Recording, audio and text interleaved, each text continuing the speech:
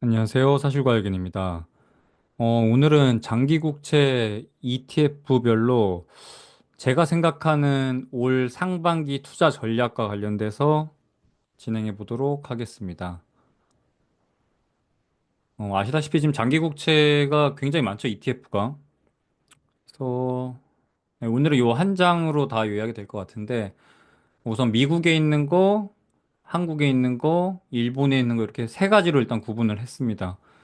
그리고 미장에 있는 거는 우리가 흔히 투자하는 장기국채 한 배짜리 TLT 그리고 세 배짜리 TMF 그리고 이자 없이 이자까지 재투자가 되는 EDB라고 듀레이션을 좀 길게 만들어 놓은 상품 이렇게 있고 그다음 TLTW는 TLT에다가 콜옵션 매도를 통해서 커버드 콜 요즘 투자 되게 많이 하고 있죠. 우리나라에도 지금 ETF 되게 많이 생겨나고 있는 걸로 봤는데 그래서 이렇게 크게 종류는 네 가지가 존재하고요.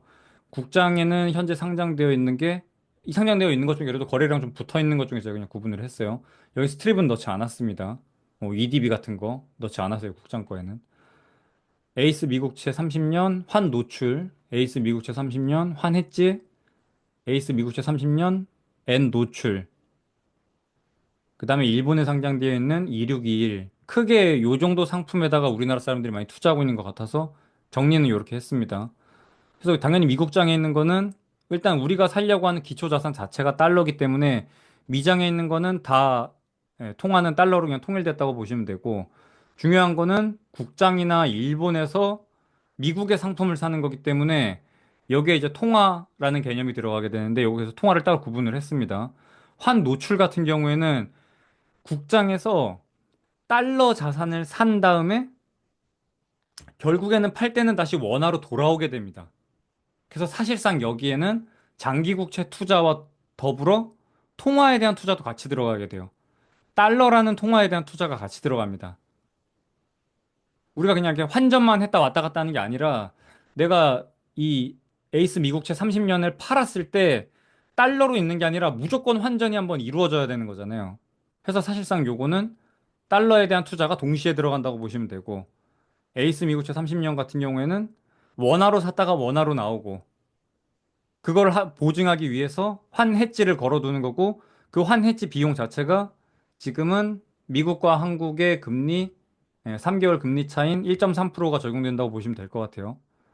그래서 이렇게 비용인 1.3%를 지불하고 내가 원화로 샀다가 원화로 그대로 팔 수 있게끔 그렇게 한다고 보시면 될 것 같아요. 그리고 에이스 미국채 30년 N 노출 같은 경우에는 어 이게 이 ETF 상품을 들어가 보면 뭐 길게 막 이렇게 막 적혀져 있는데 결국에는 2622를 원화로 환산한 가격을 표시한다 이렇게 돼 있어요. 2622를. 그래서 여기 뭐 적혀 있는 걸로는 합성 해지라고 되어 있는데 결국에는 달러 N은 해지가 되어 있는 상황이고 N1은 해지가 안 되어 있는 상황이기 때문에 여기 표시되어 있는 거는 N화로 된 거를 원화로 바꾼 겁니다. 그러니까 결국에는 여기는 지금 N화라는 통화에 대한 투자가 동시에 들어갔다고 보시면 돼요. 그래서 미국채 30년 그냥 환 노출 같은 경우에는 달러에 대한 통화 투자가 들어가 있고 N 노출 같은 경우에는 N화에 대한 투자가 곱하기 되어 있다고 보시면 될 것 같아요. 일본은 제가 이렇게 두 가지로 구분을 했어요. 왜 N화랑 원화 이렇게 두 가지로 구분을 했냐면 저 같은 경우에는 전체 제 자산의 일부를 이번 기회에 N화로 그 일부를 그냥 포트에 편입을 하고 싶은 거예요.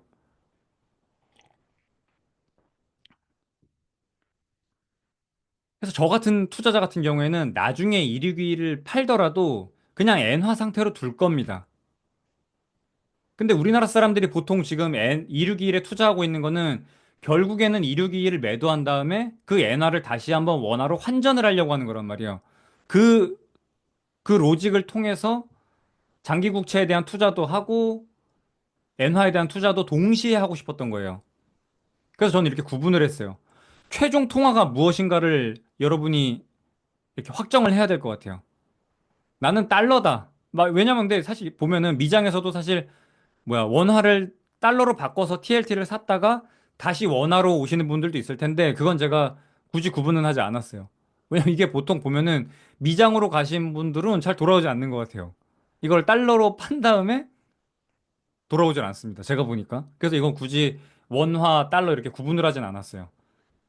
근데 일본에 있는 리류길 같은 경우에는 아예 대놓고 그냥 엔화에 대한 투자를 하려고 가신 분들이 많아서 이렇게 저처럼 그냥 전체 자산의 일부를 엔화로 내비둬야지라고 하는 사람과 다시 뭐 엔화에서 돌아올 사람 이렇게 두 가지를 그래서 일부러 구분을 해놨습니다. 듀레이션 같은 경우에는 아시다시피 다 그냥 17년 정도에 조금씩 막 차이가 있어요. 뭐 운용 보수라던가 분배금 뭐 지급 그거 뭐 이렇게 뭐야 여기 보면 막 분기 배당 같은 거 있죠. 이런 지급 주기 같은 거에 따라서 조금씩 차이는 있는데 그냥 대부분 막 그렇게 크게 막 1년 정도 차이 나는 게 아니기 때문에 다 17년 17년 가고 EDB는 아까 말씀드린 것처럼 이자까지 다 떼서 재투자가 들어가는 경우이기 때문에 이자가 없습니다. 그래서 듀레이션이 거의 만기까지 다 날라가 있어서 24년으로 훨씬 높습니다. 그러니까 EDB 같은 경우에는 일부러 듀레이션을 되게 길게 해서 레버리지를 올린 상품이라고 보시면 돼요. TLTW도 뭐 당연히 TLT가 포함되어 있는 거기 때문에 17년이라고 보시면 되고 나머지는 다 어차피 장기 국채여서 17년이고 수수료 같은 경우 운영 보수 같은 경우에는 보시면 나머지는 뭐 그냥 고만고만한 것 같아요. 0.2 정도에 그냥 다 있는데 TMF는 유독 1% 정도로 일단 운영 보수 자체가 굉장히 높습니다. 보통 ETF에 표시되어 있는 운용 수수료라는 거에는 환해지 비용은 이렇게 들어가 있진 않아요. 그 아래 설명서 보면, 그러니까 ETF 설명서 들어가서 확인해 보면 환해지 비용은 그때그때 달라지기 때문에 굳이 뭐 여기에 표시하지 않는다 뭐 이렇게 돼 있어요. 그래서 환해지 비용 같은 경우에는 양 국가 간의 보통 3개월 금리 차이가 환해지 비용이라고 보시면 됩니다. 제가 환해지 비용 구하는 거는 이번 주 내로 제가 다시 올려드릴게요. 그 멤버십 영상으로 해서 올려드릴게요. 과거에 제가 설명한 자료가 있는데 261 하지 말라는 영상에 아마 들어가 있을 거예요. 제가 예시 들어가지고 이런 로직으로 환입지 비용이 그 3개월 금리 차이와 연동이 되어 있습니다라는 거를 설명드린 영상이 있는데 그냥 그거 따로 떼가지고 제가 다시 한번 설명을 드릴게요. 그래서 아무튼 이렇게 구성이 되어 있고 뭐 보수는 뭐 다 비슷한 것 같아요. 그냥 이 일본에 있는 2622를 우리나라 국장에 있는 엔노출 같은 경우에는 요 2622를 2621 엔화 표시 지수를 원화로 다시 환산하는 여러분 어차피 여기 이 원화로 가신 분들 있죠. 최종 통화가 원화인 분들. 이분들은 결국에는 2621을 판 다음에 다시 엔화를 원화로 환전하는 그 수순이 필요한데 그걸 생략해 준 게 요거라고 보시면 돼요. 그래서 그거에 따른 운용 보수를 조금 더 받는다고 생각하시면 될 것 같아요. 근데 여기서 진짜 중요한 게 이제 환해지 비용입니다. 환해지 비용 뭐 달러는 뭐 당연히 없죠. 달러로 사다 달러로 판 거기 때문에. 자, 이제 국장에서 보시면 환 노출 같은 경우에는 없죠. 환 노출이기 때문에 달러에 대한 통화 투자가 들어가면서 환해지를 하지 않습니다. 두 번째인 거는 달러 자산을 원화로 사는 거기 때문에 여기서는 해지 비용이 미국과 한국의 금리 차인 1.3% 적용된다고 보시면 될 것 같고 그다음에 에이스 미국채 30년 엔 노출 같은 경우에는 엔화 엔 달러에 대한 해지가 들어가는 거기 때문에 엔 달러 해지에 들어가는 미국과 일본의 금리 차인 4%가 환해지 비용으로 들어간다고 보시면 될 것 같아요. 그다음에 2621은 뭐 당연히 엔화와 달러의 환해지를 위해서 사용되는 거기 때문에 미국과 일본의 금리 차인 4%가 들어간다. 그렇게 보시면 될 것 같습니다. 그래서 뭐 배당 같은 경우에는 TLT 월 배당, TMF 분기 배당, EDB는 분기 배당인데 EDB 같은 경우에는 정확히는 이 여기 자산에 들어가 있는 이 기초 자산으로 지금 ETF에 편입되어 있는 그 장기 국채에서 발생되는 이자도 다 투자가 되는 거기 때문에 정확히는 쿠폰 이자의 개념은 아닙니다. 확정 이자가 아니에요. 대신에 어디서 보수가 발생이 되냐면 이게 월물 교체를 하게 돼 있어요. 이 EDB 같은 경우에 이 장기 국채 ETF 같은 경우에는 이게 ETF에 포함되어 있는 기초 자산이 시간이 흐르면 흐를수록 계속 만기가 줄어들잖아요. 그래서 그걸 보상해주기 위해서 뭐 만기가 이렇게 어느 정도 일정 범위 밖으로 나가게 되면은 걔를 팔고 다시 뭐 이 듀레이션 24년을 맞추기 위해서 뭐 이렇게 쭉 만기가 줄어든 거를 팔고 다시 만기가 이렇게 좀 높은 거를 재편입시킨다고 보시면 돼요. 사고팔고 사고팔고가 계속 진행이 되게 되는데 그 과정에서 발생되는 수익을 배분한다고 보시면 됩니다. 그러니까 만약에 가격이 가만히 있어. 1년 동안 진짜 한 번도 안 움직였어. 그럼 EDB는 이 배당이 없는 거예요. 그런 매도 차익에 의한 배당이 이렇게 분기로 나온다고 보시면 돼요. 그래서 뭐 작년 같은 경우에는 비슷했던 것 같아요. TLT랑 EDB 같은 그 분기를 뭐야 이 배당을 보니까. 근데 그거는 그냥 아까 말씀드린 대로 매도 차익인 거지 TLT나 TMF, TLT처럼 그런 개념은 아닙니다. 쿠폰에서 발생되는 이자를 배당하는 거랑은 좀 개념 자체가 달라요. 그리고 TLTW도 월 배당인데 TLTW가 진짜 이게 수익이 어마어마합니다. 그 콜매도 뭐야 콜옵션 매도를 한 게 한 10% 정도 되는가 봐요. 그래서 와 이건 진짜 가격이 미친 듯이 밀려도 얘는 어느 정도 방어가 되더라고요.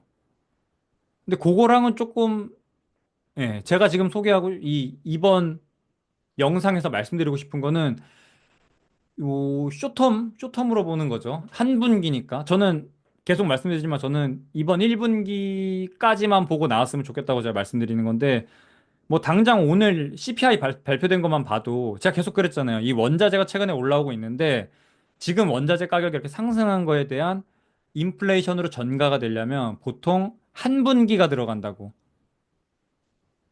그냥 평균적으로 그래요, 보면은. 제가 그 9.1% CPI 갈 때 진짜 잘 맞췄었거든요. 솔직히. 뭐 저랑 오래 하신 분들은 다들 아실 텐데 제가 그때 영상 만들었던 거 보면은 CPI 진짜 잘 맞췄었어요. 이번에 오를 겁니다. 이번에 오를 겁니다. 그래갖고 제가 그때 인버스 가지고 엄청 먹었었단 말이에요. 그래서 아무튼 그런 걸 다 제가 그때 아무튼 이걸 엄청 공부를 많이 하고 매일 그 데이터 갖다 놓고서 연구 많이 했는데 심지어 연구 기간도 되게 길었죠. 그 당시에 거의 뭐 1년 가까이 인플레가 막 튀어서 올라가고 있는 상황이었고 또 꼭지 찍고 내려오고 있는 상황이었고 데이터 자체도 제가 길게 분석을 했기 때문에 그 원자재가 아무튼 올라간 거는 레깅 타임이 분명히 1분기 전도 존재하고 최근에 가솔린 가격 올라간 것만 보더라도 아직 그렇게 뭐 에너지 가격이 올라갈 정도로 소매 가솔린 가격 자체가 올라가진 않았다. 그걸 제가 저번 영상에서 소개드렸던 거고.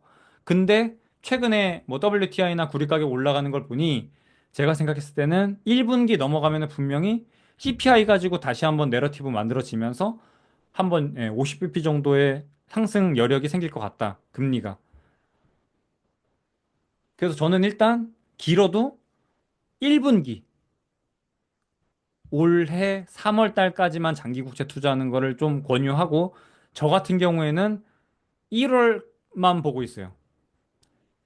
일단 FOMC 끝나면은 제 포트 안에는 모든 장기 국채는 다 매도를 진행을 할 거고 그다음에 30일에 발표되는 24년 4분기 GDP 속보치 발표 그거 하나 볼 거고 왜냐면 높게 나올 것 같단 말이에요. 저 같은 경우 제가 생각하기에는 그다음에 31일에 발표되는 QRA 미국 재무부의 조달 계획까지 보고 그거 다 발표된 다음에 다시 매수할 거예요. 사더라도 살지 안 살지는 모르겠지만 사더라도 그거까지 다 지나간 다음에 한 꼭지 지나간 다음에 살 예정입니다.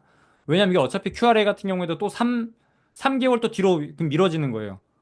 25년 3분기 계획 발표가 뭐 언제 하려나? 4월 말에 하겠죠, 그러면은. 또 1분기 넘어가가지고 할 테니까. 게다가 GDP도 일단 속보치가 발표된 거기 때문에 그 다음에 나오는 뭐 잠정치도 속보치랑 그렇게 크게 다르진 않을 거란 말이에요. 그러니까 놀라진 않을 거예요, 시장이. 제가 이번에 GDP가 무서운 이유는 속보치기 때문에 4분기 속보치. 그렇게 보시면 될 것 같아요. 그래서 저는 일단 오늘 제가 말씀드리고 싶은 전략은 한 달, 길게는 3개월. 그렇게 보시면 될 것 같아요. 자, 그런 측면에서 봤을 때 일단 TMF랑 TLTW 같은 경우에는 TLTW는 가격이 오르는 상승분에 대해서 콜옵션 매도를 쳐놨단 말이에요. 그러니까 TLT 가격이 오르면 남이 이득을 보게끔 만들어준 거예요, 이거는. 그거 내가 안 먹을게. 대신에 너 이득 보면은 네가 먹고 아니면은 나 그냥 그 프리미엄만 나 줘. 대신에 빠지는 거는 그대로 반영을 합니다. 그러니까 TLTW는 내려가는 건 그대로 반영하면서 올라가는 거는 하나도 반영 안 한다. 그래서 위아래, 위아래로 움직이게 되면, 기초자산이 움직이게 되면 아래로만 움직인다고 보시면 돼요. 그러니까 변동성 자체에 대해서 굉장히 취약하다. 위아래로 움직이는 거에 대해서. TMF도 동일합니다. 물론 우리가 TMF를 쓰는 게 이렇게 단순히 뭐 3배의 자산 효과를 낸다. 그런 것도 있지만 이게 레버리지 효과가 발생이 되기 때문에 하루 1% 오르고 하루 1% 내리고, 하루 1% 오르고 1% 내리고, 변동성 자체가 계속해서 유발이 되면은 그냥 앉은 자리에서 그 레버리지 효과로 까먹는 게 발생이 돼요. 물론 그냥 원웨이로 막 쫙 달려버리면 좋겠죠. 근데 원웨이로 달리질 않아요. 일단 장기 금리라는 게 기본적으로. 지금도 이렇게 작살날 때 보면은 되게 쇼텀으로 그냥 확 튀어버리잖아요. 근데 지금 제가 이번 장기국채 투자에서 계속 말씀드리지만 저는 경기 침체를 먹을 수 없다. 당장 6개월 안에 경기 침체 안 옵니다. 제가 봤을 때는. 그래서 경기 침체가 와야 그렇게 원웨이로 쫙 흐름이 나올 텐데, 예, 제가 생각했을 때 좀 어려워요. 일단 경기 침체 없이 뭐 그냥 통화 정책이라던가 SLR 규제 완화라던가 뭔가 이런 수급에 의해서 결국에는 수익을 실현해야 되는데 그렇게 원웨이로만 움직일 것 같지 않아요. 그래서 저는 일단 미국장에서는 TMF 안 했으면 좋겠고 안 맞아요. 지금 장이랑.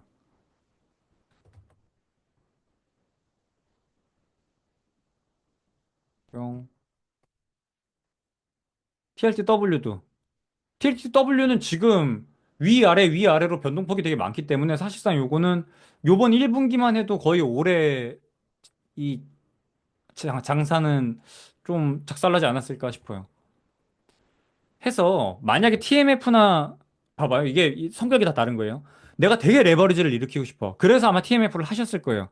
근데 그럴 거면 차라리 한 1.5배 정도 되는 EDB를 하셨으면 좋겠고 TLTW 하시는 분들은 그냥 배당을 받고 싶으신 거잖아요. 그러면 그냥 TLT만 하세요. 제가 봤을 때는 그래요. TLTW 해가지고 아래로 내려가는 거 위로 올라가는 거 못 먹고 이럴 거면은 내가 콜옵션을 매도했는데 지금 벌써 4.7이니까 여기서 갑자기 수익 나오면서 만약 4% 초반까지 간다? 그럼 그거 내가 콜 매도를 했기 때문에 거기서 발생되는 손실이 엄청날 거예요. 그래서 만약에 그러니까 오늘 당장 저한테 너 어떻게 할래? 라고 물어보면은 저는 TLTW는 커브드 콜은 안 할 것 같고 TMF도 안 할 거예요. 근데 레버리지를 하고 싶다고 하면 그냥 EDB 할 거 하면 될 것 같습니다. 왜냐면 제가 말씀드리는 거는 일단 1분기 안에 쇼텀을 얘기하고 있는 거기 때문에 지금 뭐 당장 여기서 발생되는 이자 수익을 먹지 않아도 뭐 그렇게 크리티컬하진 않으니까 그냥 어차피 내가 지금 장기국채 투자하는 이유가 이자 수익보다는 금리 변동에 의한 매도 차익을 보고 싶은 거기 때문에 그럴 거면 그냥 EDB를 하자. 내가 레버리지를 하고 싶다면. 그리고 이자를 그냥 받고 싶은 거라면 이자도 막 받고 싶고 그냥 약간 리스크 회피하고 싶은데 매도 차익도 어느 정도 먹고 싶다. 그러면은 그냥 TLT를 하셨으면 좋겠어요. 다음에 이제 국장. 국장은 여기 보면은 예. 일단 통화에 대한 투자가 들어갑니다. 이 세 가지 상품이 다 다른 거예요. 달러에 대한 투자. 여기는 이제 그냥 통화 투자 없는 거고. 그 다음에 엔화에 대한 투자. 이렇게 세 가지가 각각 다 달라요. 자, 그럼 이제 보면은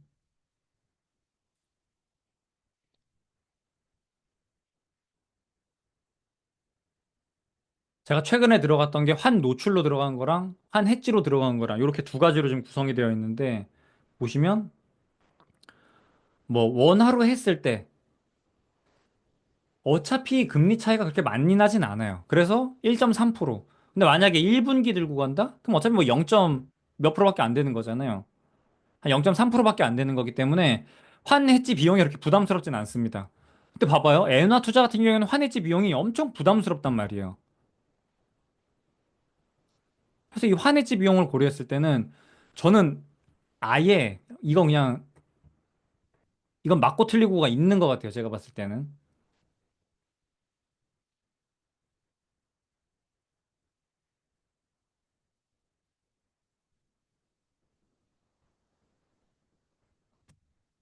이 엔 노출이랑 261인데 내가 일본으로 가가지고 261 산 다음에 다시 원화로 돌아올 계획이다. 라고 하면은 요 두 가지는 제가 봤을 때는 그냥 안 했으면 좋겠어요. 이 두 개는 그냥 아예 틀린 상품으로 저는 보고 있습니다. 틀렸어요, 이거는. 아주 잘못된 상품. 그 이유를 한번 설명드려보고 갈게요. 이거 제가 몇 번 말씀드렸지만 우리나라는 원화와 달러 간의 직접적인 환율 자체가 존재하지 않습니다. 대신에 어떤 식으로 존재하냐면 달러라는 기축 통화를 매개체로 해서 중간 다리 역할을 해서 환율이 결정이 돼요. 원화를 달러로 바꿨다가 달러를 엔화로 바꾸는 이런 식으로 환율이 결정이 되게 돼 있어요. 이렇게 수식으로 나타내면 이렇게 됩니다. 지금 아래에 1달러에 뭐 엔화 얼마, 1달러에 원화 얼마 이렇게 계산을 하면은 1엔에 뭐 9.24원. 요거 여러분이 그냥 계산해 보시면 돼요. 원달러 환율이랑 엔달러 환율이랑 두 개 갖다 놓고 계산하면은 원엔 환율이 결정이 됩니다. 이게 왜 그러냐면 우리나라 통화는 정말 우리나라에서만 사용을 해요. 전 세계 화폐 유통량 중에 우리나라 통화가 0.1%도 안 돼요. 원화의 사용 양 자체가. 그래서 이렇게 조금 떨어진 통화 자체를 예, 달러가 보증을 해줘야 되는 거예요. 달러라는 기축 통화를 매개체로 해서 그 어느 나라가 됐던 환전을 할 수밖에 없어요.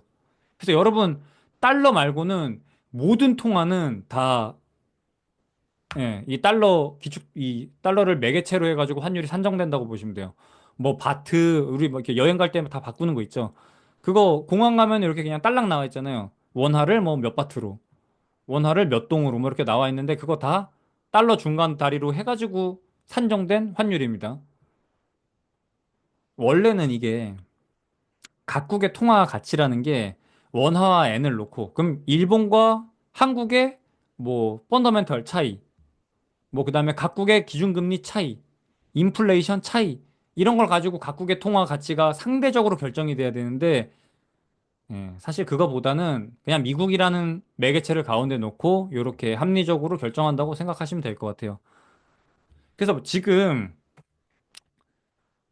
일본으로 엔화로 바꾼 다음에 261에 투자했다가 매도하고 다시 원화로 오시는 분들은 사실 이게 올라갈 거라고 보는 거잖아요. 원엔 환율이 올라갈 거라고 보는 거잖아요. 제가 왜 이게 틀린 건지 설명을 드려볼게요. 뿅. 이게 올라가야 먹는 거죠. 왜냐면 나는 지금 261 팔고 나니까 엔화가 남았잖아요. 그 다음에 내가 다시 환에서 수익을 보기 위해서 요게 이제 올라가길 바라는 거죠. 그래야 이제 엔화를 다시 원화로 바꿀 때 더 많이 줄 테니까. 근데 이 환율이 어떻게 결정이 된다고요? 이 오른쪽과 같이 결정이 된다고요. 그래서 요게 올라가긴 할 거예요. 저도 동의합니다. 지금 157, 158에는 되게 부담스러운 일본한테는 부담스러운 환율인 건 맞아요. 그리고 일본의 정치 환경을 봤을 때, 그다음에 국민들의 뭐 여론이나 이런 걸 봤을 때는 저도 일본이 앞으로 긴축으로 돌릴 거라고는 생각하고 있어요. 금리 인상하고 이렇게 움직일 거라고. 그래서 이게 올라갈 거란 저는 동의를 합니다. 그건 이제 일본이 그러는 거고, 얘는 안 올라가냐고요. 자, 달러 인덱스가 앞으로 이제 지금 되게 막 고점까지 갔잖아요. 거의 110까지 찍고선 이렇게 좀 내려오고 있는 상황인데, 오늘 좀 CPI 이렇게 좀 내려오는 바람에. 그 달러 인덱스가 내려옴에 따라서 원화도 똑같이 강해진다는 거예요. 달러 대비 엔화도 강해지지만 달러 대비 원화도 강해지는 바람에 생각보다 수익이 안 나요. 내가 지금 환에서 수익을 내려고 굳이 엔화로 바꿨다가 261 샀다가 261 팔았다가 엔화를 다시 환전하고 원화로 환전하고 막 이런 걸 하려고 하는데 생각보다 엔이 강해지는 때 원화도 동일하게 강해지기 때문에 결국에는 내가 이게 올라갔으면 좋겠다고 생각을 했지만 달러 인덱스가 내려갔기 때문에 원화도 똑같이 강해진다는 거예요, 어느 정도. 대신에 그런 건 있죠. 달러 인덱스 대비 지금 엔화가 훨씬 저평가된 그 부분이 있긴 합니다, 분명히. 근데 그게 몇 퍼센트나 되겠냐고요. 이 환해지 비용을 지출을 하면서까지 그 리스크를 져서 먹기에는 너무 적다는 거예요, 그 폭 자체가. 환해서 먹기가. 이거 올라가 봐야 얼마나 올라가겠냐고요. 심지어 제가 봤을 때는 제가 왜 엔화를 제 포트에 일부 편입시키고 싶은데요. 저는 제가 봤을 때는 원화가 앞으로 약해지면 약해졌지, 뭐 딱히 강해질 게 없어. 금리는 앞으로 더 내려야 될 거고, 나라 지금 뭐 망하게 생겼는데. 내수 뭐 작살난 거 모두 다 아시죠? 그 다음에 어젠가 오늘 발표된 실업률 보니까 실업률도 완전 작살나 버렸죠. 고용 안 해요. 요즘 고용하는, 고용 잘하는 그룹이 뭐가 있어요? 요즘 제 친구들은 그래도 어지간하면은 좀 대기업에 많이 가 있는데, 희망퇴직 안 하는 그룹이 없어요. 그룹 중에 희망퇴직 안 하는 그룹이 있어요? 아시는 그룹이 있어요? 없어요. 뭐, 제가 옛날에 다녔던 뭐 롯데케미칼도 희망퇴직 받고, 뭐 삼성전자도 받죠, 심지어. 현대 말할 것도 없고, LG 또 뭐 있어요? 그룹? 예, 그냥 진짜 뭐 다 희망퇴직이에요. 그러니까 원화가 강해지기가 어려워요. 그래서 저는 그냥 엔화로 두는 게 좋을 것 같습니다. 근데 나 아까 말씀드린 요거 있죠? 달러가 약해지면서 이렇게 올라가는 부분들은 어차피 원화도 그 혜택을 받기 때문에 웬 환율에서 내가 먹고 싶은 거를 생각보다 분모가, 분모가, 요게 이제 내려가야죠. 요게 내려가야 내가 많이 먹는 거죠. 이- 잘못 그렸네요. 예. 앞으로 엔화가 강해지는 게 요게 내려가는 거죠. 이게 내려가고 얘가 올라가야 여러분이 생각하는 것처럼 원 N에서 내가 환차익을 먹을 수 있을 텐데 얘도 동시에 같이 내려가기 때문에 생각보다 먹기가 어렵다. 달러 인덱스가 내려가면은 얘도 내려가고 예, 아래 것도 분모도 내려가고 분자도 내려가기 때문에 생각보다 N1 환율에서 먹을 차익 자체가 크지 않다. 먹더라도 환해지 비용으로 이미 이렇게 물려 있는 부분이 있기 때문에 예, 제가 보기에는 그냥 아예 틀린 것 같아요. 아예. 차라리 달러가 약해진다고 생각한다. 환에서 내가 먹고 싶다 그러면은 예, 여기서 먹는 게 나을 것 같아요. 그냥 환 노출로. 통화해서 먹고 싶다. 그럼 환 노출. 결국엔 제가 오늘 설명드린 거 보면은 크게 세 가지예요.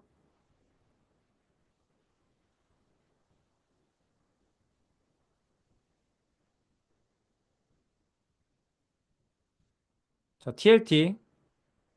근데 TLT랑 얘는 같은 거죠. 왜 같은 거냐면 달러를 샀다가 최종 통화가 달러. 국장도 생각해 보면은 원화로 미국의 달러 채권을 샀다가 다시 원화로 파는 거기 때문에 환해지를 박아놨잖아요. 결국에는 이 TLT나 에이스 미국채 30년 환했지나 둘 다 장기국채 이자, 장기국채 금리 변동에 의한 매도 차익. 그 두 가지를 보고 들어가는 거예요. 그러니까 얘네 둘은 성격이 동일한 겁니다, 사실상. 다음, 환에서 내가 먹고 싶다. 그럼 에이스 미국채 30년 환 노출. 내가 환에 대한 투자까지 하고 싶다. 그러면 그냥 달러 원화만 하면 돼요. 여기서 얘 없이, 이 아래 거 없이 얘만 하면 된다고요. 얘 내려가면 먹는 거잖아요.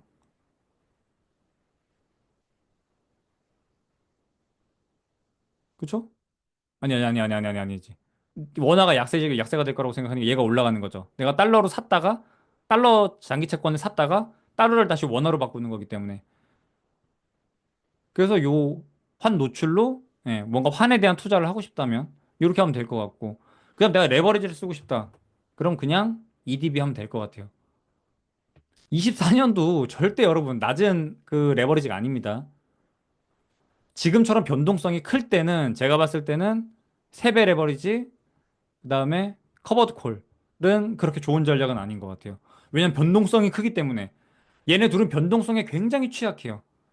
왜냐면 얘네 둘이 되게 TLTW도 생각해 보면은 커버드 콜도 가장 아이디어라는 상황이 뭐예요? 제일 아이디어라는 상황. 오르지도 않아. 그럼 내가 커버드 콜 매도, 콜옵션 매도한 거에 수익은 그대로 나오고 프리미엄 먹을 수 있고. 그다음에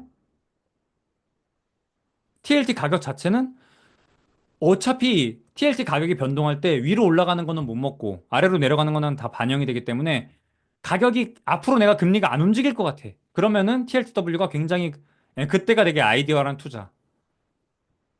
게다가 세배 레버리지는 그냥 모든 세배 레버리지가 공통적으로 가지고 있는 그냥 횡보하면은 알아서 녹는 거. 근데 지금은 하루 무슨 지표 나오면은 찔끔 틱 튀어 오르고 또 찔끔 또 틱 튀어 오르고 막 이렇게 하고 있죠. 그래서 내가 먹으려는 그 목표가까지 가지 않고 위아래로 움직이면은 내가 생각하는 그 금리까지 가지 않으면서 위아래로 변동성이 커지면 얘는 혼자 녹아버려요.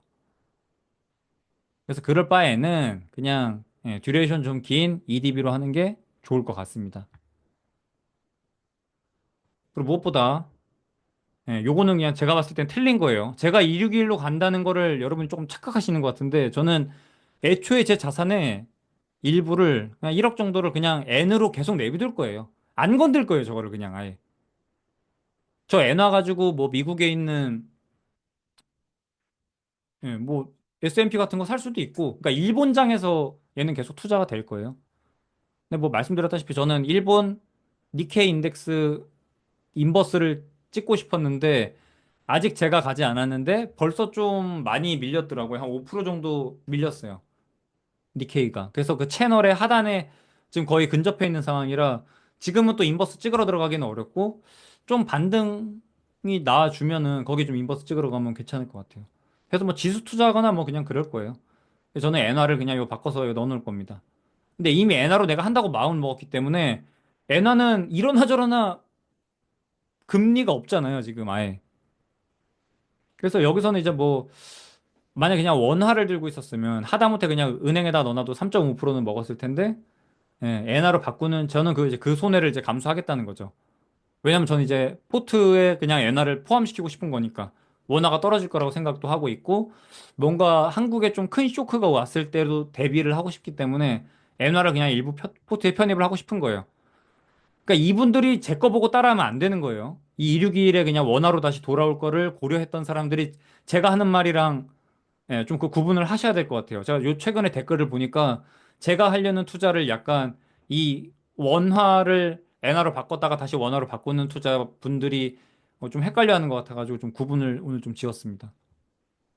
네, 그래서 제가 생각하는 올 1분기 혹은 한 달 투자 계획은 지금 뭐 말씀드린 대로 이렇고 요 기간 동안의 투자 전략으로 봤을 때는 요런 상품들이 조금 좋지 않을까 그렇게 보고 있습니다.